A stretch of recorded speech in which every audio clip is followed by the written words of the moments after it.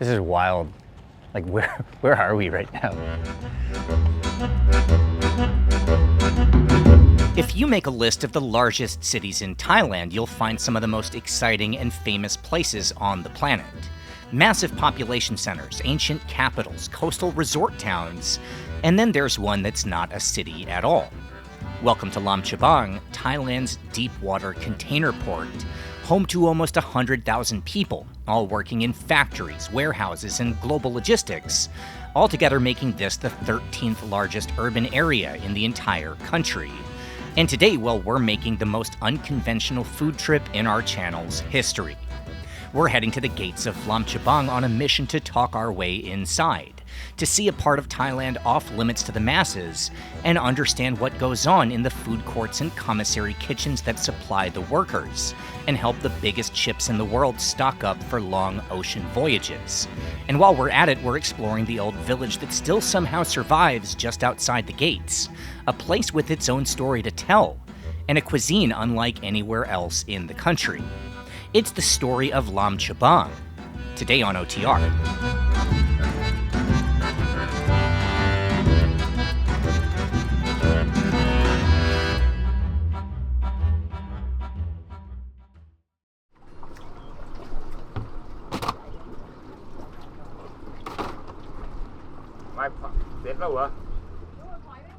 Every morning, starting 2 hours before the sunrise, fishermen pull into the small wooden docks of an area called Thong Sukla, Laem Chabang, about 100 kilometers southeast of Bangkok on a rocky outcrop in the Gulf of Thailand. Most of the men in this village make their living catching squid, bringing it back from the open water, where their wives and families will lay it out in the sun to dry and then sell it here at the seafood market. In some ways, it feels like any other fishing village, the kind you'd see anywhere from Thailand to the Philippines. And it is, except for the view, as this tiny hamlet is surrounded on all sides by the fourth largest container port in all of Southeast Asia.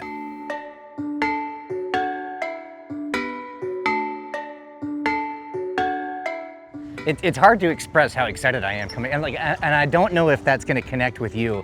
Like, maybe it's just, it's not just me. Chris from Chinese Cooking Demystified is the same. Maybe you are too.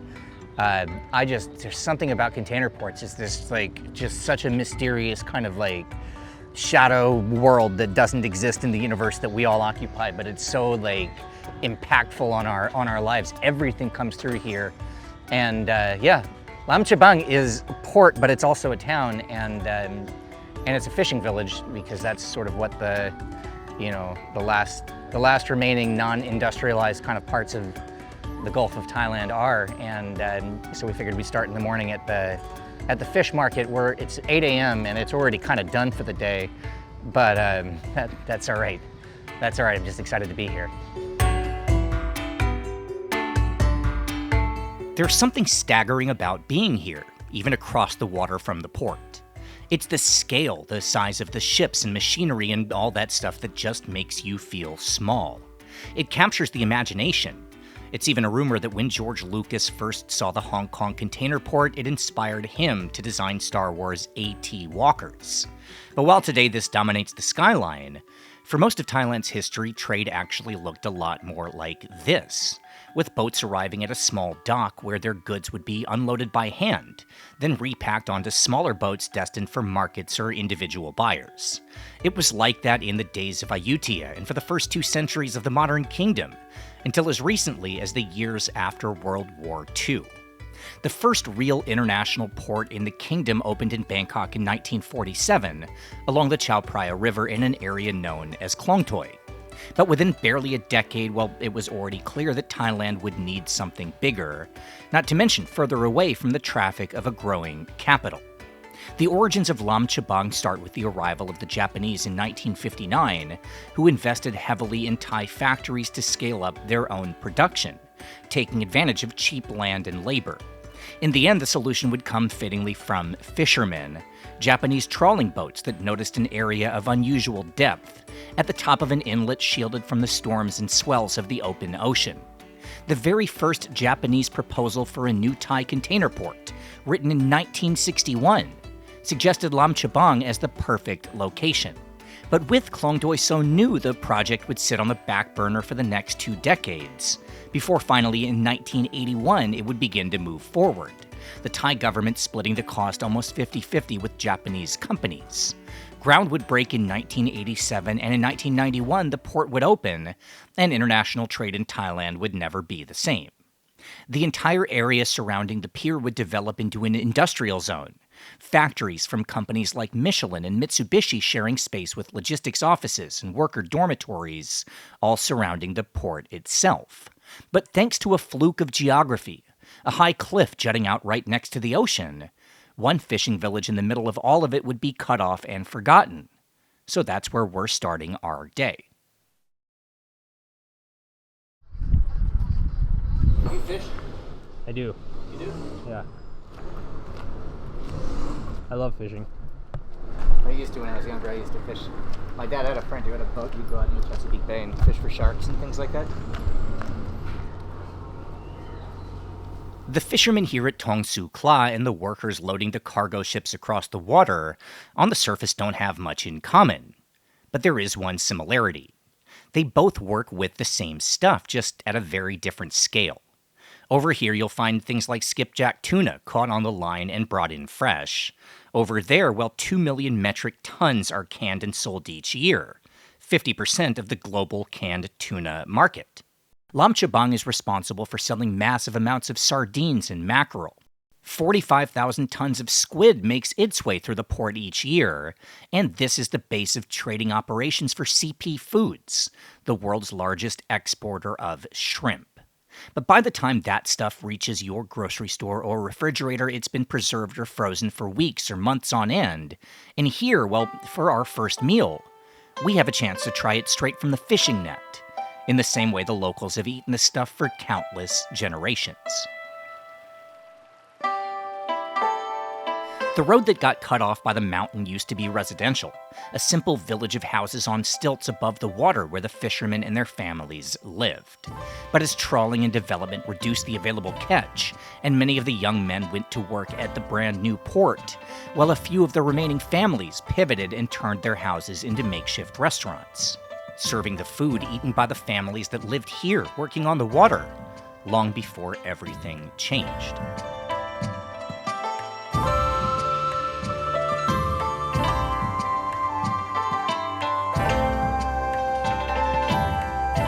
The restaurant where we've come for breakfast is called Jae Ngo, run by a family living in this spot for centuries who've had a front row seat to the changes that came to their village, and now are some of the last to preserve the ancient local recipes. พ่อแม่สมัยก่อนนะคะก่อนที่จะมาทำร้านอาหารเนี่ยค่ะมาทำอาชีพประมงก่อนเพราะว่าแบบเริ่มอายุเยอะขึ้นน่ะแก่ทำไม่ไหวก็เลยหยุดการทำประมงเพราะมันเป็นอาชีพที่เหนื่อยเหมือนกันนะคะต้องออกไปกลางทะเลอะไรอย่างเงี้ยค่ะเขาก็เลยหยุดทำประมงมาทำอาชีพร้านอาหารเนี่ยค่ะอยู่ที่บ้านของเราเองอะไรอย่างเงี้ยค่ะสมัยตอนที่แบบยังเป็นเด็กๆนะคะยังไม่มียูนิไทยอันเนี้ยค่ะอันนี้เป็นอู่ซ่อมเรือนะคะอันนี้เป็นอู่ซ่อมเรือแล้วก็จะมีแค่แบบชาวประมงพื้นที่ที่แบบคนที่นี่ส่วนใหญ่จะทำอาชีพประมงเลยค่ะก็จะเป็นแบบอยู่กันแบบสบายๆธรรมดาอะไรอย่างเงี้ยอันนี้มาทีหลังนะคะท่าเรือเนี้ยมาทีหลังจากที่ชาวบ้านอยู่มาก่อนแล้วค่ะ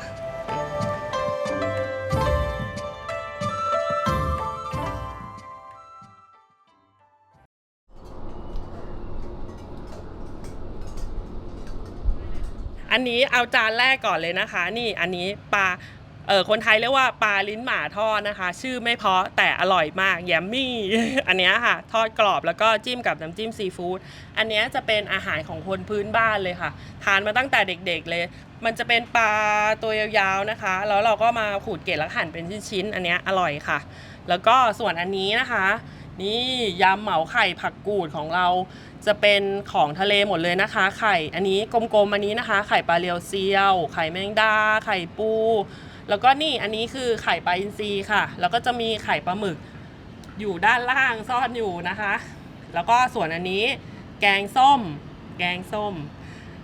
อันนี้คือไข่ปลาอินทรีแล้วก็หอยนางรมค่ะอันนี้ก็อร่อยนะคะส่วนอันนี้น้ำพริกไข่ปูค่ะทานกับผักสดนะคะแล้วก็อันนี้ผักกูดแครอทอะไรพวกนี้จิ้มมันจะเข้ากันมากเลยค่ะ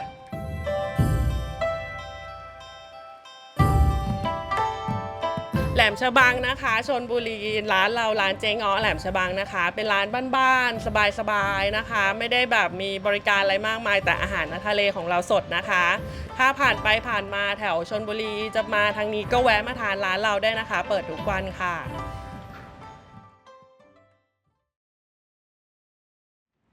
All right, this is a very aggressive breakfast. I don't like to use superlatives, but like this might be the most aggressive breakfast I've ever had in my entire life. We have a pile of eggs of various kinds of sea creatures, from horseshoe crabs to mackerels to something that has eggs that are the size of pennies, and I don't know what that is, but we're gonna try it. We have the crab meat nam prik. We have the ging som, which is a sour Thai curry, in this case made with mackerel eggs and what looks like cabbage and oysters. And then we have what they call dog tongue fish, which is actually thankfully not dog tongues. It's just slices of fried fish that are cut into that kind of shape.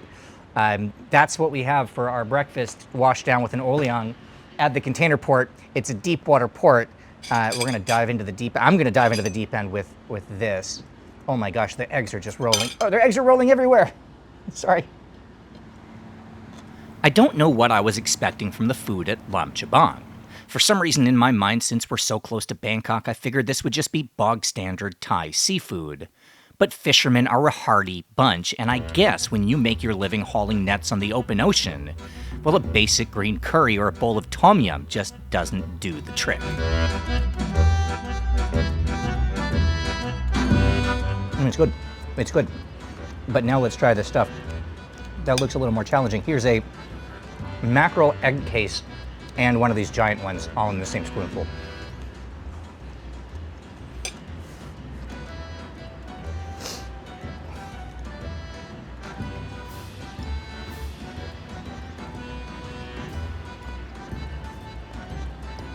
That's delicious. That's actually that's really good.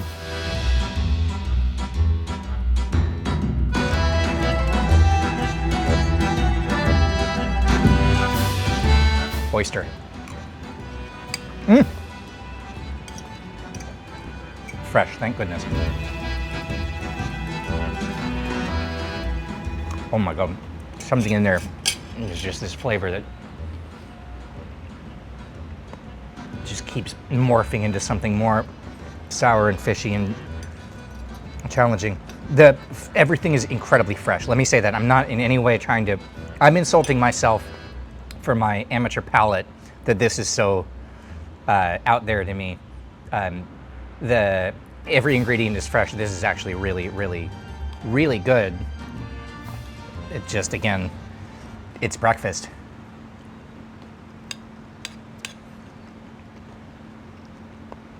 Nam prik is as good as you think it would be. And now dog tongue fish.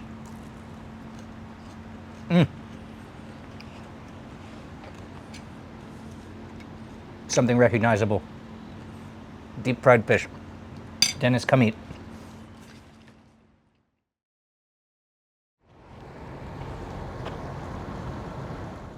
Yeah, I remember during COVID, when I was working for a beer company, everything was shut down all over the world, except the container ports. You just couldn't. This is just the one thing that we not only depend on, but like, I'm distracting myself from my train of thought, but look, you can see the line.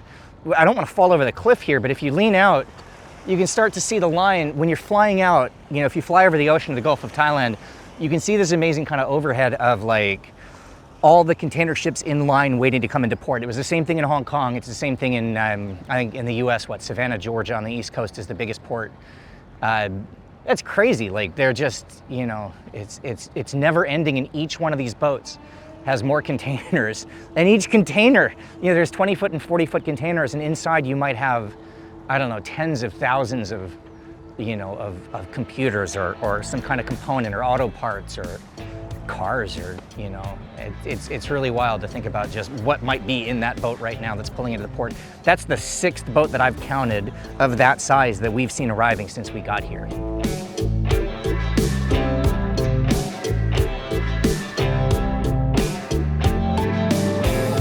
Alright, I get that we're here for food, but before we head inside the port, before we try to talk our way into the workers' cafeteria and maybe onto the boats themselves, I want to take just a second to put into perspective why this stuff is so fascinating and how it's relevant to all of us, even if it's not something we ever think about.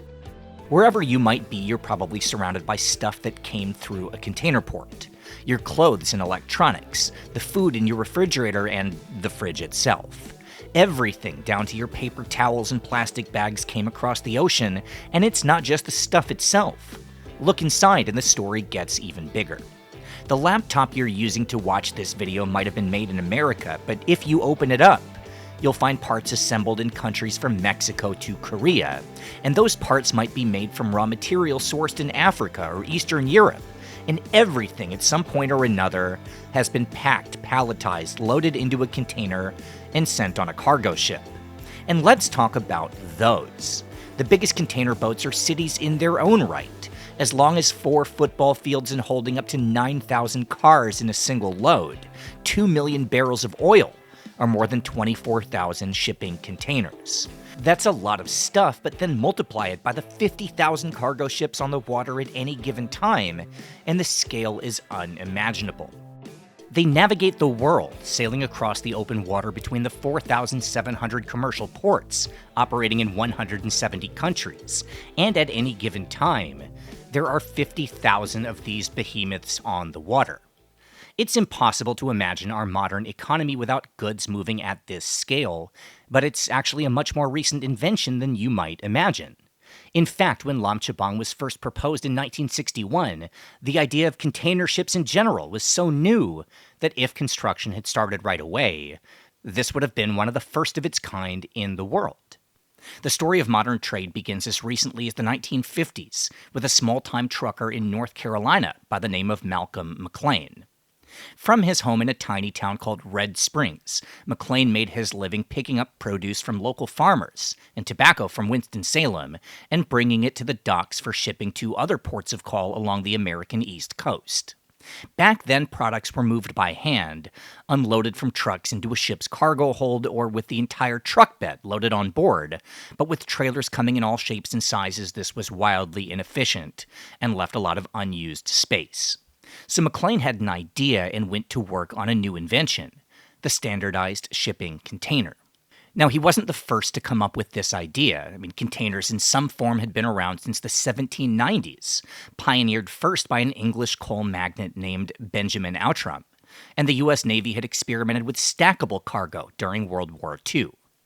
But what made McLean's idea so revolutionary was his concept would be compatible not just with boats, but with trucks and train cars.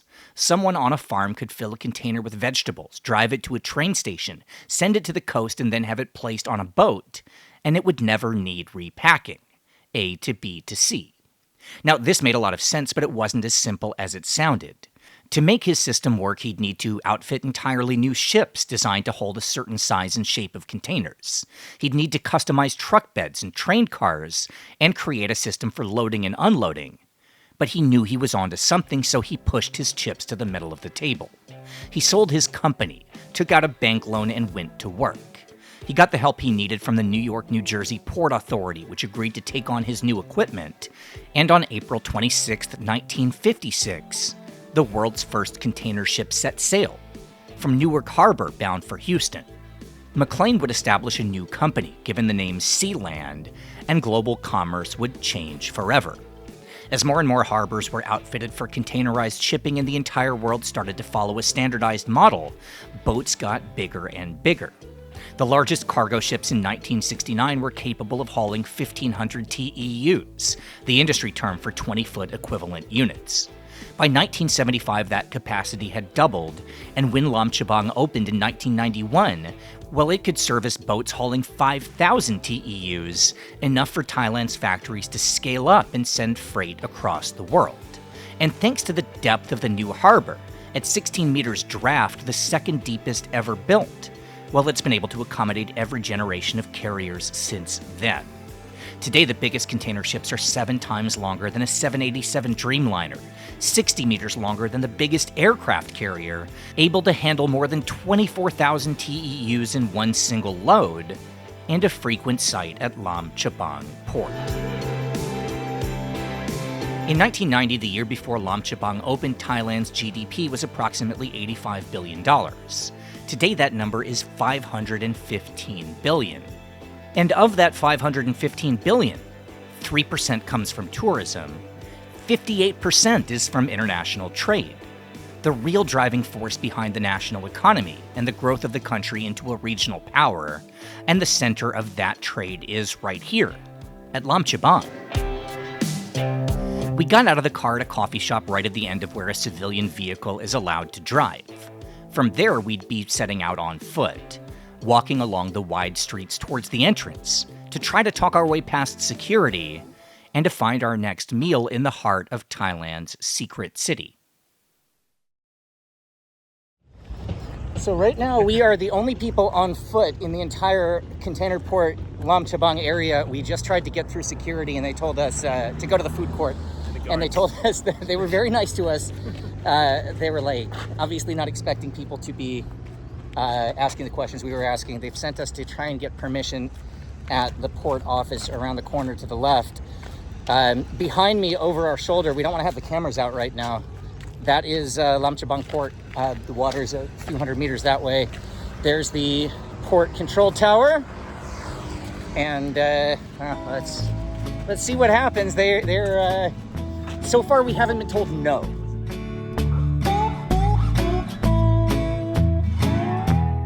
Apologies for the fact that there's not much footage of the next hour, so I'm gonna do my best to summarize. Basically, as soon as Dennis and I got out of the coffee shop and started walking, we quickly realized we stood out. Nobody was on foot. There were no sidewalks, just us, a whole bunch of trucks, and security guards standing outside a giant checkpoint. So we hid the camera, walked up to a gate meant for 12-wheel trucks, and explained to the port police that we were YouTubers from America just trying to find the food court. Whatever they were expecting to hear, this was not it. So the officers huddled up and eventually referred us to the Port Authority headquarters. We set off on foot around the longest city block I've ever seen, and were greeted by a series of higher-ups in a big room full of cubicles within a giant Soviet-style office building. One by one, the officials asked us what the heck we were doing here, and why we needed to access the country's most secure industrial area. And we realized we might have been a little bit optimistic, or crazy. Now, I'm not from Thailand. I'm not used to administrators actually going out of their way to be helpful, but after half an hour, well, somehow, OTR had an office full of new subscribers, and Dennis and I were in the back of a port police car, heading inside the security gates, being escorted under supervision to the dining hall right on the harbor where the truckers and stevedores get their lunch. Okay, so we spent the last half hour in the office of the port administration explaining why a YouTube channel just kind of walked in here with, looking for the food court. Apparently that's not a normal thing, but everybody was incredibly kind and accommodating, and after they kind of wrapped their heads around why we would be here, the food court that I was trying to get to, it turns out that that's the one for government officials, and so that was off limits, at least for filming. But they have brought us in a port official vehicle for a 30-minute trip. I think there's a car trying to pull out. We have exactly 30 minutes to visit where the truck drivers eat their lunch. So this is the port truck driver food court. And of all the random things we've ever done on OTR, this might be the winner. We got 30 minutes, let's go.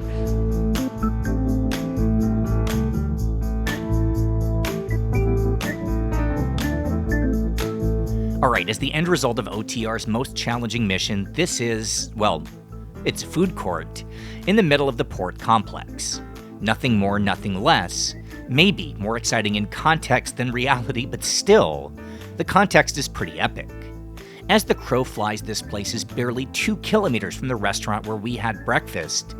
But here the atmosphere, well, it's different, that's for sure. It's interesting, like we came in from the parking lot, but everybody else is coming in from the truck driver's parking lot over there. And it's just endless amounts of 18-wheelers, which I don't think we have, I don't want to push our permissions by like walking out into the parking lot. But what's interesting is that the convenience shop where I just went to get waters for Dennis and I, it's selling stuff meant for long haul truckers. It's got, you know, anything that you can imagine that you might need for, you know, you wouldn't expect in a small canteen like this to find toothbrushes, toothpaste, you know, all kinds of, like the detergent you use to wash your clothes in the sink, like, you know, it's an essentials supermarket, and you know, it's a vibe here, as they say. I don't know if this translates to video, but it's such an interesting kind of place, and the sound is just overwhelming because there's trucks going by on all sides constantly, but the food is calling our name.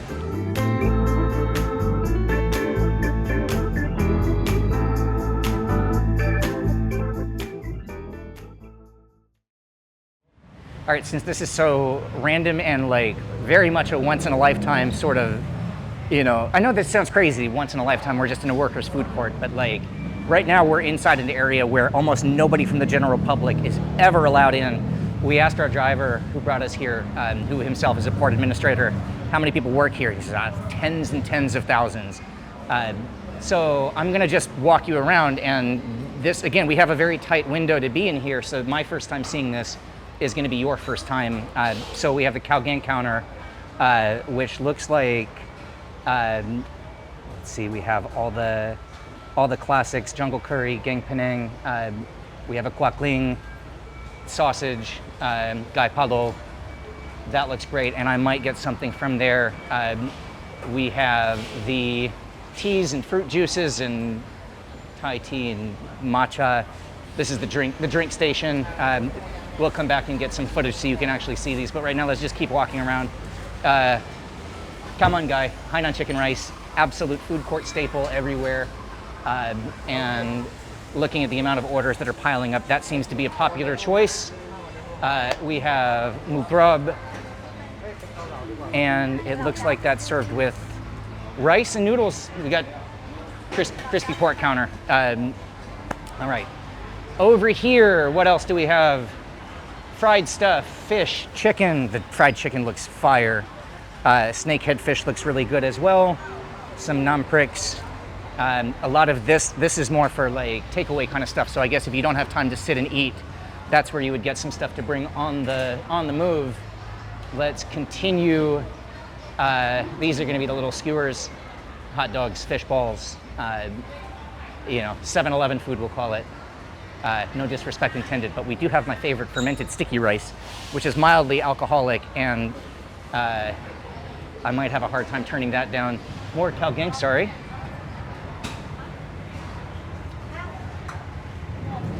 Yeah, similar array, but slightly different from the first khao gang counter we saw. The stewed pig foot, the pork hock, which is, it looks like, served over rice.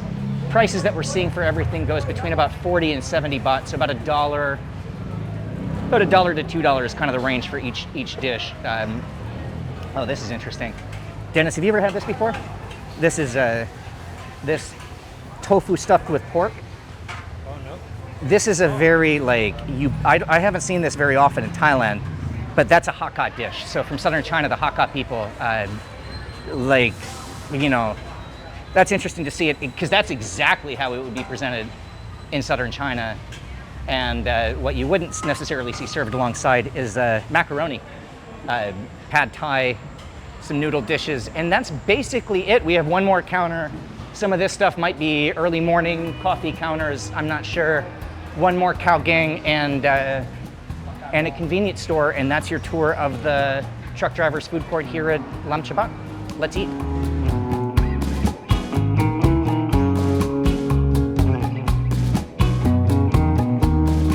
Try this? Do you want to try this? Yeah, let's try this. Oh, and the khao kluk kapi looks fire too.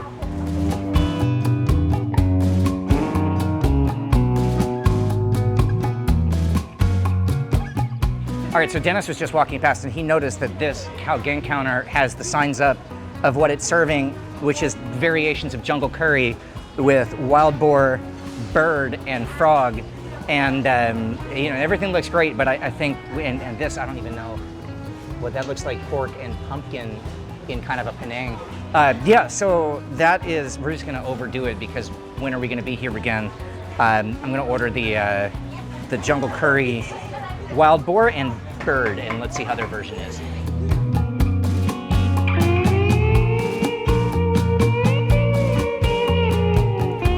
$50. All right, I'm gonna garnish this with some cucumber and some greens. And okay, hasipat. Yeah. Okay, kapun mahab. Thank you very much.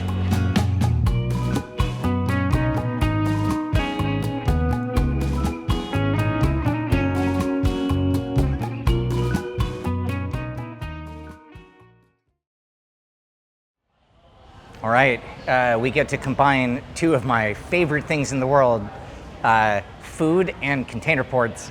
For the first time in my life, eating in a worker's canteen, which we had to talk our way into here in the container port. I noticed one thing right away that I got wrong as we were walking around and just kind of rushing from place to place. I thought this was the Hakka tofu, because it looks like it, but it's not.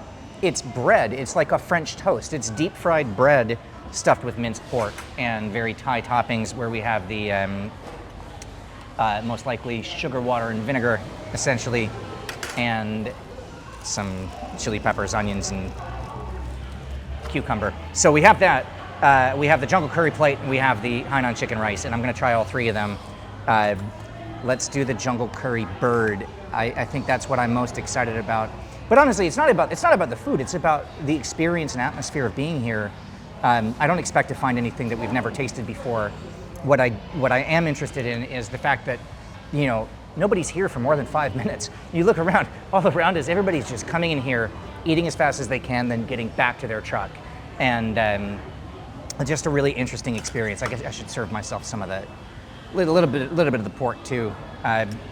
So yeah, let's have our first try of the food. I would imagine, I can't even fathom the volumes they must sell at a place like this when you look at how many people have just filtered through in the short amount of time that we've been here. You know, it's wild. I'm not really hungry anymore. It's been a very long morning, and I still have all those, 1,000 kinds of fish eggs, but let's try the bird.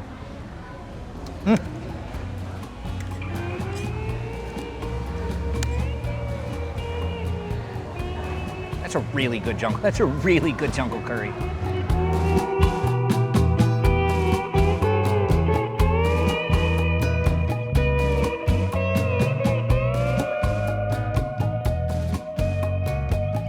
With time limited, we ate as fast as we could and then held up our end of the deal and got back in the port vehicle to drive back to the office and head once more outside the gates.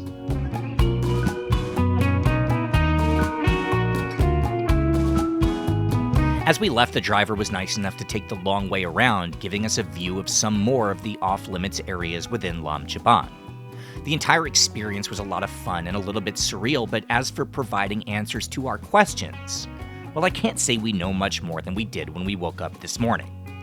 At the end of the day, the fascination with places like this is all about scale, especially, of course, the boats that come to call, the largest man-made structures on the planet capable of moving from place to place. We still wanted to know what goes on there, just down the road at the end of the pier. What do they eat? What goes on inside while they're here in port, and what's mealtime like for the sailors, on the open water and when they're docked in a place like Bangkok? Well, there was no way we were going to be able to press our luck and get taken on board. But if we've come this far, well, we didn't want to leave without answers, so we just have to find another way.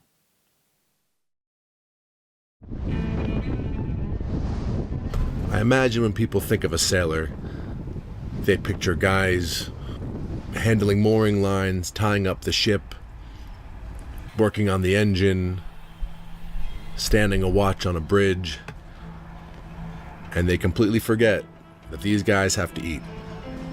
And that's where the chief steward comes into play. The ship's cook, or the steward of the ship, is probably the biggest unsung hero in the maritime industry. Not only do they cook for the crew and order the food, but Their job is directly connected to the morale of the ship.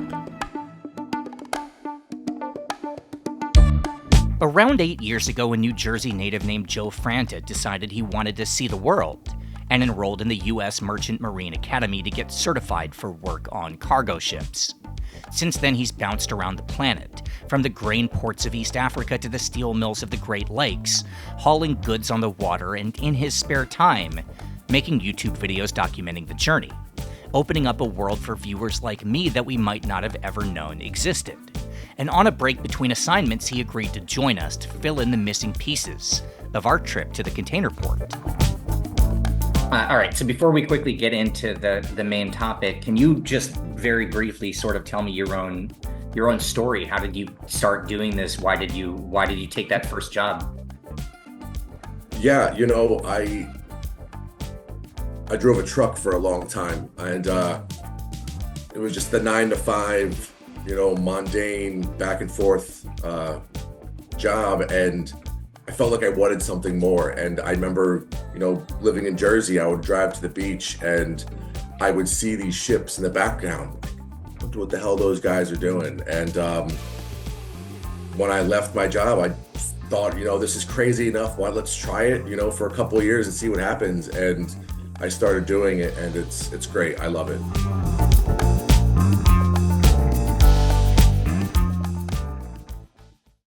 You come into port, your boat's being unloaded. What happens? What are you doing? Are you on the boat? Are you off the boat? How long do you have? What's it like if you actually call somewhere in another country? Yeah, so when we come into a country, let's say being on a container ship, the ship will come in, and as soon as we're tied up, an army of longshoremen and stevedores will come aboard the ship, and they'll kind of handle the cargo. So, and those are employees of the port itself, or those are those will be the employees of the port. So the ship's crew, we have a cargo stowage plan that they come up with, and the officers kind of make sure that the stevedores are following the cargo stowage plan. But the longshoremen, they're the ones that are handling all the cargo. So they're taking the lashings off, they're moving certain boxes, the crane operators, the truck drivers. It's like over 100 people kind of just all handling this cargo. And the crew, the officers on deck are kind of monitoring the stevedores, making sure they're doing the right thing. And me, I'll probably be on gangway watch. You have a deckhand on gangway watch, kind of like the security guard of the ship, making sure, the people that come aboard are supposed to be on board, and there's not, you go to certain ports and there's a security threat, depending on where you go in the world. So you have to take security pretty seriously when you come to some of these ports.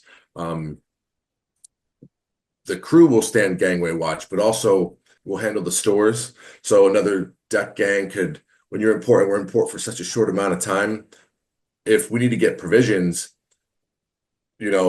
that small window, we need the guys handling the provisions. So we'll have food trucks coming in as they're moving the cargo off, and they'll load the food on.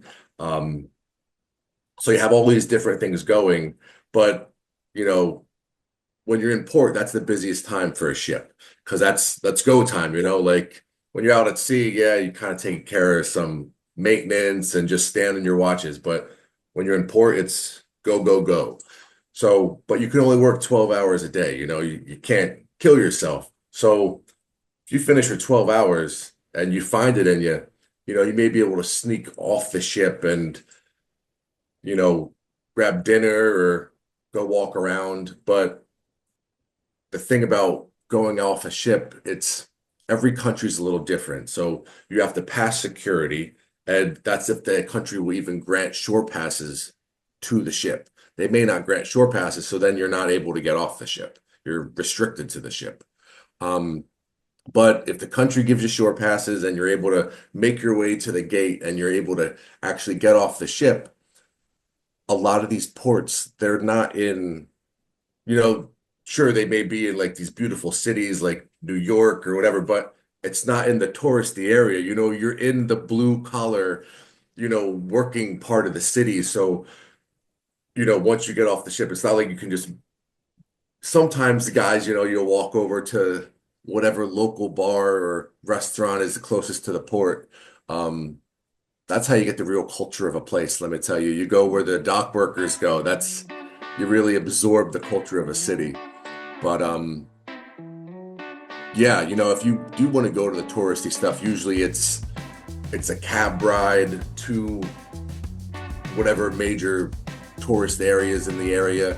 Um, if you get a cab ride, a lot of places you have to get the currency too. So there's a lot of logistical things you gotta juggle just to sneak off the ship and, grab a sandwich or dinner or whatever.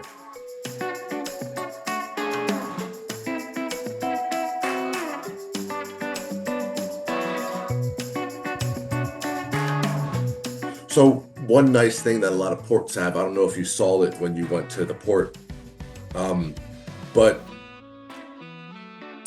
like I mentioned earlier, if a sailor does have some time off and he wants to get off the ship, sometimes just to get to the gate is a journey in itself. You have to find a shuttle to take you to the gate. You can't just walk around the port, and then you have to get through the gate. And once you get through the gate, then you have to find your way to wherever you want to go.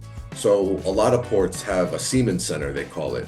And the seaman center essentially is just a bar or a restaurant, or a little shop, chandler, inside the port where, sailors can just go to kind of escape for a little bit. Most major ports have those. Yeah, we learned, we're in a city that's pretty walkable, and we took a car to it was called the Port Cafe. It's a coffee shop just on the outskirts of the Bangkok port, and we were filming, and I had a pin of an area where the chandlers are that I wanted to get to, and it was like an 18-minute walk. So we started walking. There's no sidewalks. Like, oh yeah, no. It's just trucks. We were like, security found us very quickly as just two dudes with cameras walking through the port. Nobody walks. We were probably the first people in months who have actually tried to take a walk through the port. These are big, wide streets. It's meant to accommodate massive trucks, obviously. Absolutely, yeah. They don't care about it. It's not for tourists and visitors. Let's talk about food. So you brought up chandlers. The question that I've been kind of really curious about is, does it change based on where you call? If you call in, as you said, you were in Sri Lanka, does the food look Sri Lankan? Is it what you have then for the next 3 weeks of your trip? Is it going to be completely different because you've picked up local ingredients from where you came from, or is it, you're generally getting the kind of dry storage that you would expect, in all over the world being the same? No, yeah. So, being on an American ship, when a ship leaves the States, we'll usually get a big stores order. So, we'll get the majority of our frozen meats and like dry stores and stuff like that. But fresh fruit and vegetables, they only last for so long. So being on a US ship, when we get stores in other countries, usually we're just getting fresh fruit and veggies. And yeah, that totally changes where you are. Like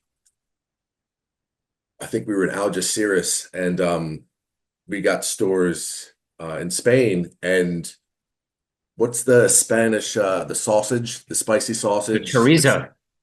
Yes. So with that, instead of having like our breakfast sausage we got in the States, we had also, chorizo every morning instead. So, and then, yeah, in Sri Lanka, we got stores, and we had a ton of mangoes, which was really, really nice to have with our breakfast. So, yeah, the stores change. They definitely change depending on where you are. Can you quickly walk me through sort of what is like, you've done entire videos on this. I don't need you to go into too much detail, but I guess how would you explain how food works on a container ship for the crew? Like, just talking about like what we not. I mean, I know you're not in there cooking it, but from what is there an eating routine? Is there a schedule for everybody where breakfast, lunch, and dinner are served? Yeah. So is it like a Taco Tuesday? Does it rotate on a weekly kind of basis? Yeah. Yeah. So on a ship, like in prison, you get 3 hots and a cot. We call it. So you get 3 hot meals and you get a bed. And yeah, so we have breakfast, lunch, and dinner, and every one of those meals, you're going to have 2 proteins, a starch, and a vegetable. Is usually like the standard.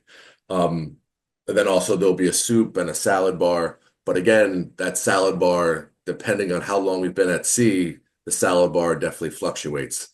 So, we just hit port. It's going to be very green and luscious and look delicious. But after 2 weeks at sea, you just see like, the canned cocktail fruit, and that's all there is now. So, every steward or cook kind of has their signature thing that they like to make. So I had this one steward, guy Nate, I actually made a video about him, but he loved, barbecuing and smoking and all that stuff. So he would always, have some kind of thing going on the grill, which was great. A big thing on American ships, most American ships do this, but they do cheeseburger Saturdays. So every Saturday you have a cheeseburger.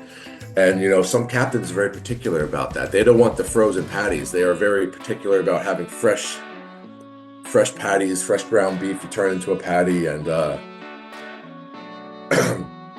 excuse me. And some guys, they tell the passage of time based on how many cheeseburgers they have left in a hitch. So, guys have 3 weeks left. They're like, oh, I got 3 cheeseburgers left till I get off.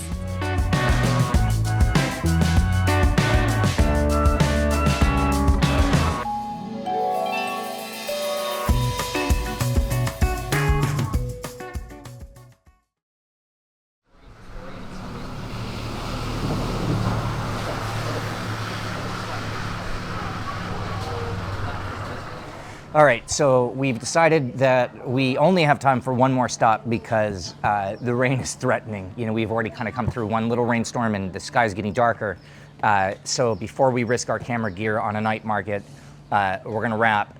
We started at that amazing fishing village in old Laem Chabang, got into the container port to the workers' cafeteria, but most of the people in this area, after work or for breakfast, they're eating outside of the port proper. And one of the most popular restaurants here in the town of Laem Chabang, just outside the port, I mean, we are just, a mile outside the port, and that's it, is this place, which is famous in the area for Kaprao, the Thailand absolute everyday staple dish, pad Kaprao. Theirs is with crab meat, which I'm super excited about, and it's not something that's very common. So we have the crab Kaprao, and we have the mixed seafood, which is crab, squid, and shrimp. And that's what we have. That's our last meals of the day.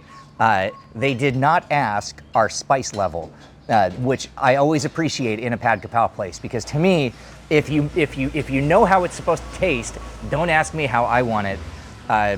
This is like it looks like a Christmas movie. It's just red and green.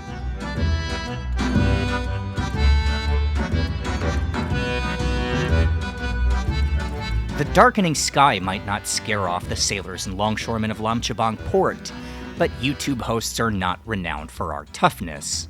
So this is a good place for us to end our first trip to Thailand's 13th largest city, with one last meal just outside the gates, on a street of apartment buildings meant for those who make their living on the water, or in any of the factories, logistics offices, and government complexes all around. This is, by the way, you see this amount of crab meat, this giant pile of crab meat. And high quality, fresh crab straight from the ocean. If you're watching this overseas, you think about how much this would cost at your local Thai restaurant. I don't know, $25, $30, something like that, right? It's a pound of crab. Here it's this is 130 baht, I believe, which is $3.80. I'm telling you, there are worse things than eating in Southeast Asia. Come eat, guys. It's been a long day.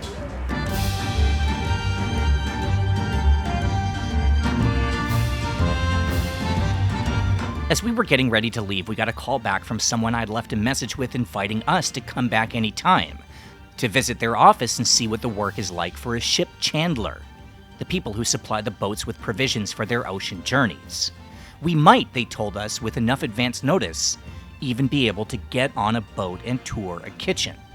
So before we even leave, we're already planning to come back. Because one visit is not enough. Hell, it might take a lifetime to get a handle on everything that has to happen for the world to stay on schedule and the global economy to keep moving.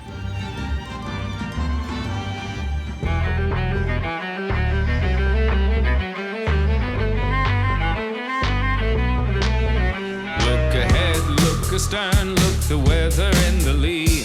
Blow high, blow low, and so sail we. I see a wreck to windward and a lofty ship to lee, a sailing down along the coast of High Barbary.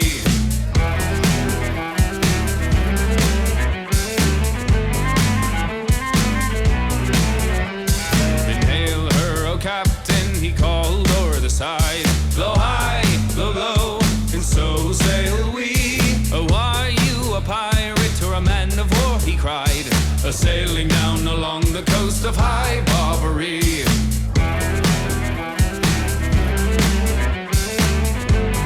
Subscribe to the channel for more from OTR. Thank you so much to everyone who supports us on Patreon. It really helps to keep us going. Find links below to our Patreon and social media, and we'll see you soon. No, I'm not a pirate, but a man of war, cried he, a sailing down. If you're wondering what this smells like, it is indescribable. If you've ever been to the ocean and then you've maybe, let's say you wash up in a tide pool and you're left for a few days in the hot summer heat, and that's kind of the way I would explain it. It is an overwhelming smell of sourness and fish, and I'm delaying the inevitable. I need to try this.